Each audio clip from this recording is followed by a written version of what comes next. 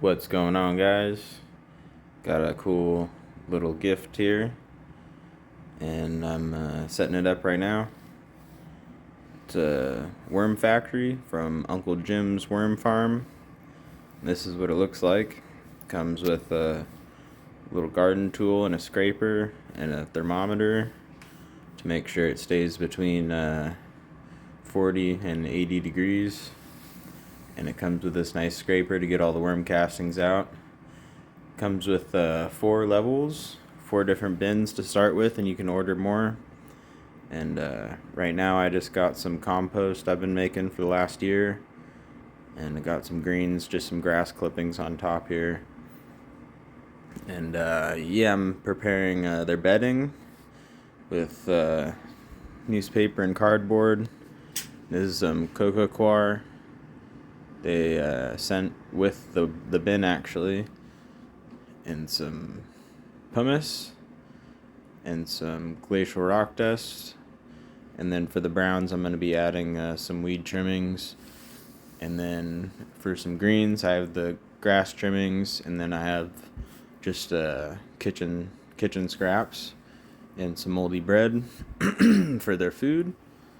And the bread's in between a green and a brown, compost wise. So this is all the stuff they gave me. Going to mix it up right now, the cocoa and the newspaper and the rock dust and all that. So get this all mixed up, and then I'll be adding a little moisture to it. You got to make sure there's a little moisture so they can stay active. So here it all is in their feeding bin. Got the greens and the browns, the wet and dry, and then the compost that has some manure in it that's been breaking down for about a year. So yeah, I'll add these for more browns. It says you want 2-to-1 browns to greens, so I'm going to add a good amount of this dry weed trimmings here. So get that all mixed up. And this one's kind of full, might get a little hot while it's breaking down. So I went ahead and made a completely different bedding bin.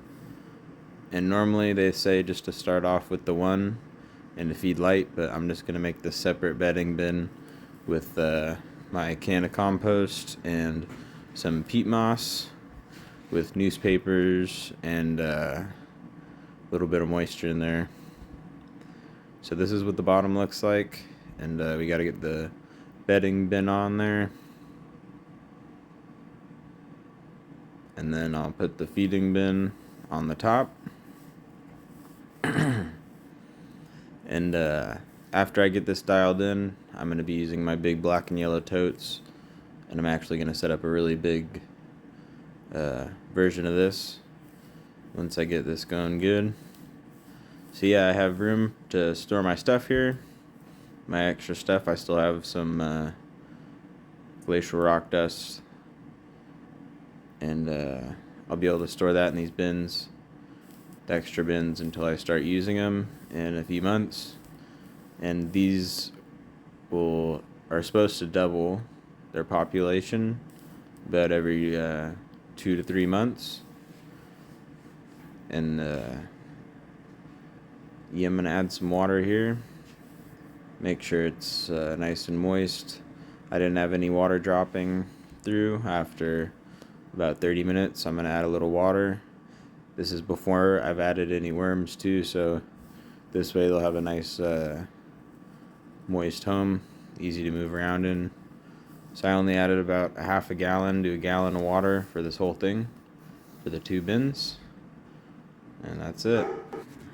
So this is what the worms showed up in, and I only got 250 for this small bin setup, but I'll probably get more, or just wait for these to get a bigger population.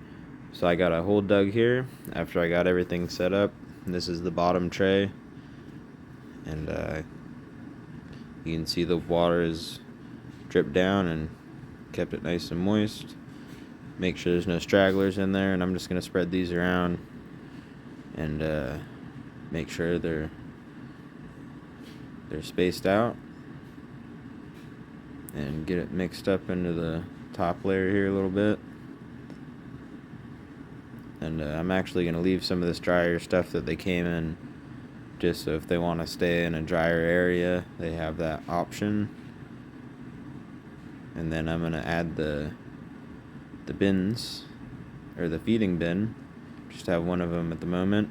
I'm going to add the second bin on top of this, and it's not going to squish anything because it's nice and soft. So you can see they're getting used to being in here, looking for where they want to hang out, looking nice and lively. And these are composting worms, and I'm hoping they double in population soon, like they're supposed to.